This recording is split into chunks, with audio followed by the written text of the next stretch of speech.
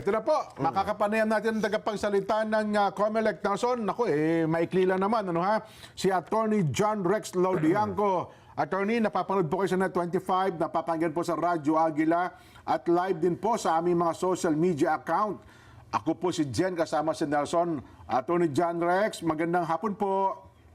Magandang hapon po, Sir Jen, Sir Nelson, at sa lahat po ng taga-subaybay ng ating Net25. Magandang hapon po. Opo, ay mukhang nagpalabas na po kayo ng desisyon ukol dito sa issue at kaso na kinakaharap po si Senador Dante Marcoleta. Sa inyo na nga po manggaling, Attorney, ano ho bang naging desisyon ng ANBANG?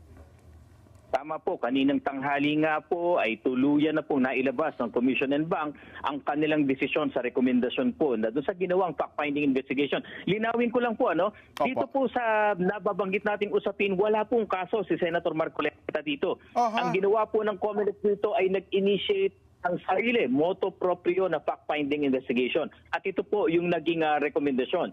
So lumalabas po kasi batay sa fact-finding investigation na yan, batay na rin po sa naunang interview ni Senator Marcoleta sa isang programa, inamin po niyang may tinanggap po siyang mga contributions, ngunit hindi niya po ito dineclare sa kadahilanan po na sabi niya ay hindi po pumayag yung mga contributor.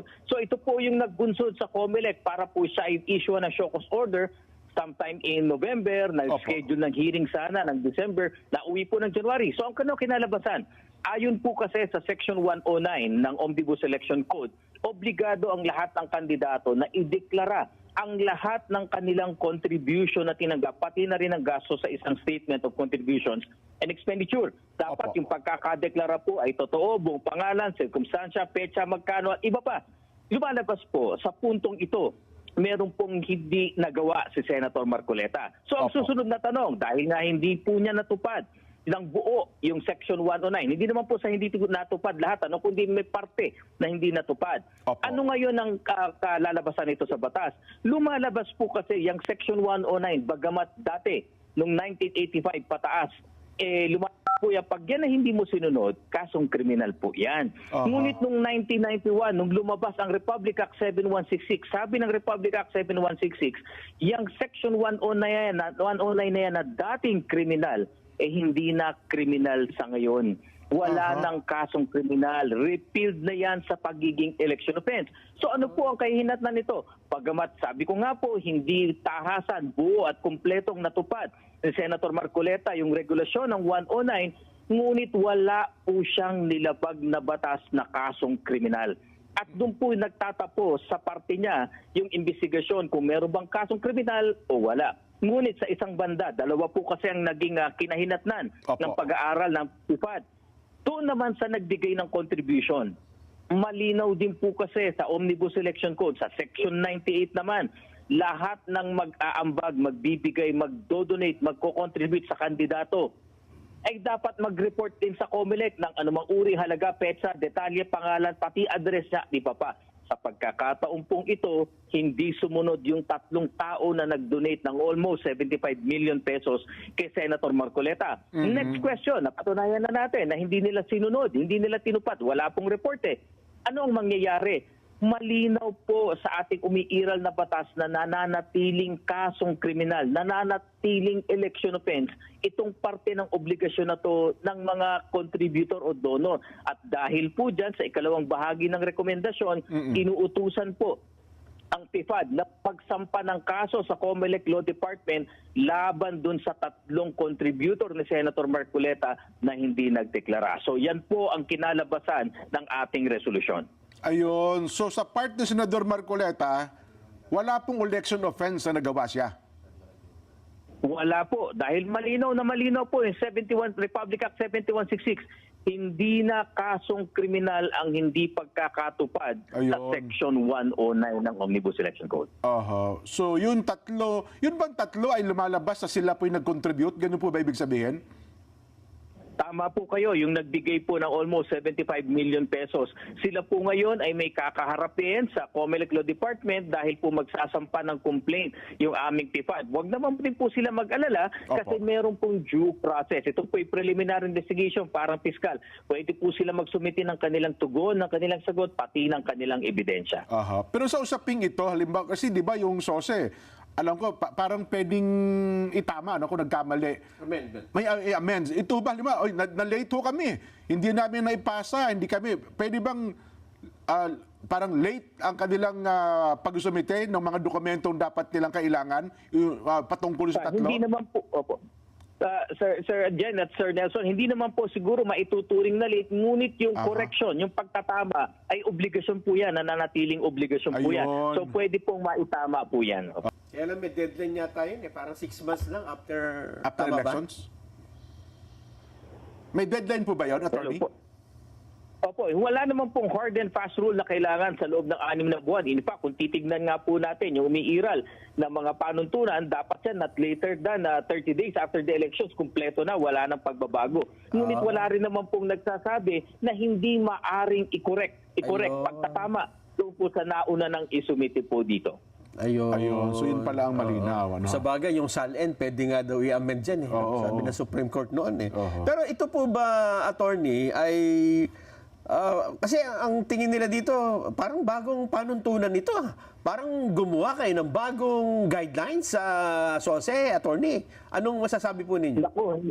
Naku, hindi po. Gaya nga po na napag-usapan natin, yung unang batas, Omnibus Election Code, 1985 yan, na tama naman po kung nasunod yung dating batas, talagang criminal offense po yan. Ngunit noong 1991, lumabas po ang Republic Act 7166. Ano ang sabi ng Kongreso? Yang mismong Section 109 na nagtatakda, dati kasong kriminal, pag hindi mo nasunod, ay hindi na kasong kriminal. So hindi po ito bago. Nagkataon lang po siguro na yung mga ilang pong may pananaw dito, maaring hindi po nila nadaanan yung isa pang batas. Alam niyo po kasi, hindi po iisa ang batas panghalalan. Napakarami pong batas panghalalan. Kaya nga po, COMELEC ang nauna pong nagsusulong nung pagsasubmit namin ng revised Omnibus Election Code. In fact, ginawa po namin ito ng 18th Congress. Hindi po naging batas. Ginawa namin muli nung 19th Congress. Hindi rin po naging batas. Hindi po kami mapapagod. Itong 20th Congress, muli po namin isusulong ang pagre-revisa sa isang makabagong Omnibus Election Code po. Ayun. Dito pala lumilitaw na may obligasyon ang mga campaign contributor na sila ang magdeklara para kasi kung hindi i-declare nung kandidato, at least doon makikita, di ba? Sa mga contributor. Sa mga contributor, kung sino-sino yung nag-contribute. Tama po ba? Tama po kayo at may isa pa pong aspeto yan kasi pagdating sa buwis. Alam niyo po kasi kapag ang contribution, pagbibigay ng anumang bagay na may halaga ay gagamitin sa kampanyahan. Yun po yung layunin talaga. Wala pong buwis po ito. Hindi po mabubuwisan ito. Ngunit kung tatanggap po sa ordinaryong kalakalan sa pang-araw-araw ng isang contribution, may tuturing po yung donasyon at meron po tayong tinatawag po na donor's tax, may buwis po yan. Siguro isa po yun sa dahilan kung bakit ang batas natin na nagre-require na pareho, yung tatanggap at yung magbibigay ay kailangang may deklarasyon. Ayun. Oo nga. Pero teka lang, naalala ko, di ba meron pong complaint yung grupo ng Bantay Daya, yung kila Attorney Arrow ba yun? Hindi ba kasama ito sa naging usapin? Hindi po. Dahil po ito po ikaka-endorso pa lamang ng ating Office of the Ombudsman. Ito naman po ay diretsong kasong kriminal. Ayoko pong i-preempt ang aming COMELEC Law Department dahil magsasagawa pa lamang po ng preliminary investigation. Ngunit kailangan din po nating i-distinguish ano ba yung kinakaso doon. Dahil ang tanging jurisdiction po ng COMELEC ay para sa election offense. Kailangan malinaw po yan. Kung ang isang bagay po na isinasampa ay hindi election offense, halimbawa po ay katulad ng ibang kasong kriminal na nade-define sa revised penal code o kaya po yung katulad sa ibang salin, ibang ahensya po ang may jurisdiction po dyan, hindi po ang COMELEC. Yun bang sinampa nung Bantay Daya? Hindi ba sa COMELEC nila inihain yun? Dalawa po, may nauna po sila sa COMELEC at meron pong inendorso pa ang Office of the Ombudsman. Ngunit sa pauna po, parang may kasama po sa alegasyon nila na perjury o yung hindi pagsasabi ng totoo. Meron pong ikalawa doon na patungkol sa SALN po. Parang ganun po yan. Ayaw ko pong i-preempt dahil ongoing po ang preliminary investigation dito. Basta ang nililinaw lang po namin, malinaw po at limitado ang jurisdiction ni COMELEC patungkol lamang dapat sa election offense. Opo. Attorney John Rex, maraming salamat at nalinaw niyo po itong bagay na ito. Magandang hapon po. Maraming salamat po. Mabuhay po kayo. Mga kaibigan, ang tagapagsalita po ng COMELEC, ang ating nakapanayam, Attorney John Rex Laudianco. Nelson. Ayun. Ayun. Kaya kailangan, bago ka magsalita dyan, dapat alam mo muna lahat ng mga batas luma at bago no? Oo. Oo, kasi kung alam mo yung luma lang, hindi na pala offense yun. Na-repeal na pala yung batas na yun. Oo, ang tagal na. Oo, Sobrang tagal na. 1991 na pala, no? Oo nga. Pero kailangan mo pa rin ideklara dahil para naman doon sa mga contributors mo. Di ba? Ayan, oo. Oo. So, yun, nilinaw natin, sa panig po ni Senador Dante Marcoleta, Hindi siya offense, wala siyang nalabag na election, nagawa na election offense. Ayun nga. Ayun. Oo.